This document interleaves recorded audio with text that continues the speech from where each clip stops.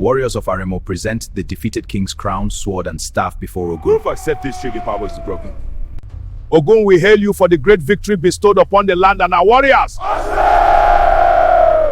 Aremo Palace celebrates a great victory. Behold the symbol of our triumph. Our warriors have prevailed. Aremo, Aremo, Aremo,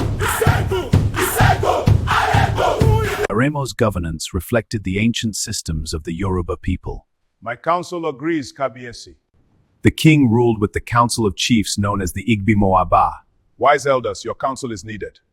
Kabiesi, the people seek guidance on the harvest. What is the council's counsel? We must store reserves for the dry season, so it shall be. Let us deliberate on this matter. The witnesses must be heard first. Justice must not be rushed. Agreed. Witnesses, you may now speak. Diviners, consult the Ifa oracle. Our decision seeks not just punishment, but restoration. A thief might repay double what he stole. A liar might publicly confess. Exile was rare but final. The people of Aremo were industrious. Farmers cultivated yam, cassava, maize, and vegetables. Hunters protected the land from wild beasts and supplied meat.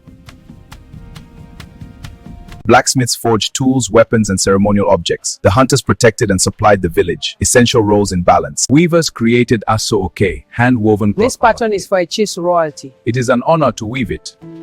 Potters molded clay into cooking pots and water vessels. Their skilled hands preserve ancient techniques. Women dominate the markets, trading spices, palm oil, cola nuts, dried fish, and fabrics. Their commerce is the heart of the community. Market days, held every 4 days, were lively gatherings of music and negotiation. Vendors and shoppers bargain with energy.